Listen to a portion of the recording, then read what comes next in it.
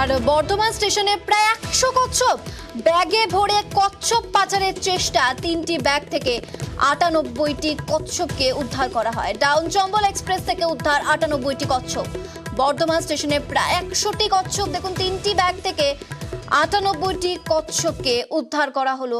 কারাই কচ্ছপগুলিকে পাচার করছিল, আর কি তথ্য পাচ্ছি আমরা? শরদিন্দু রয়েছে ফোনে। শরদিন্দু, দেখো, বর্ধমান স্টেশনের 5 নম্বর প্ল্যাটফর্মে যখন চম্বল এক্সপ্রেস দাঁড়ায় তখন রুটিন মাফিক তল্লাশি চালাচ্ছিল আরপিএফ, এবং তখনই তারা জেনারেল কামনার সিটের তলা থেকে কয়েকটি ব্যাগ দেখতে পায় এবং সেই ব্যাগগুলি খুলেই তারা এই কচ্ছপগুলির হদিশ পায়।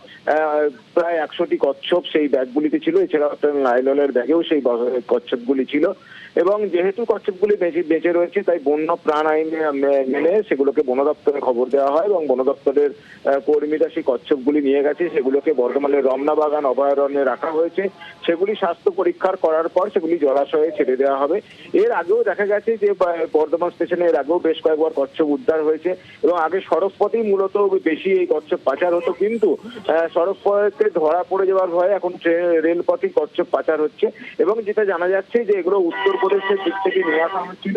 গাঙ্গেয় যে কচ্ছপ অর্থাৎ মিষ্টি জলের যে কচ্ছপ, সেইগুলো এই শীতকালে চাহিদা বাড়ে এশিয়ার বিভিন্ন দেশে, এবং এই রাজ্যের মধ্য দিয়েই সেই করিডোর হিসেবে ব্যবহার করে সেগুলো এই দেশগুলিতে পাচার করা হয়, এবং এই কচ্ছপ বিভিন্ন কেরিয়ারের মারফত তার পাচার করা হচ্ছিল। তবে পুলিশ এখনো পর্যন্ত কাউকে গ্রেফতার করতে পারেনি। তবে কারা এই কচ্ছপ পাচার করছিল সে ব্যাপারে বিস্তারিত তদন্ত শুরু হয়েছে। বেশ বেশ ধন্যবাদ শরদিন্দু। আমাদের কাছে আজকে সকালবেলা হঠাৎ খবর আসে যে বর্ধমান আরপিএফ থেকে যেরকম ওখানে 5 নম্বর প্ল্যাটফর্ম থেকে ডাউন চম্বল এক্সপ্রেস থেকে কিছু কচ্ছপ উদ্ধার হয়েছে। আমরা খবর পাওয়া মাত্রই আমাদের যিনি রেঞ্জ অফিসার আছেন আমাদেরকে খবর দেওয়া মাত্রই আমরা সাথে কচ্ছপগুলো ওখান থেকে রেস্কিউ করে নিয়ে আসি।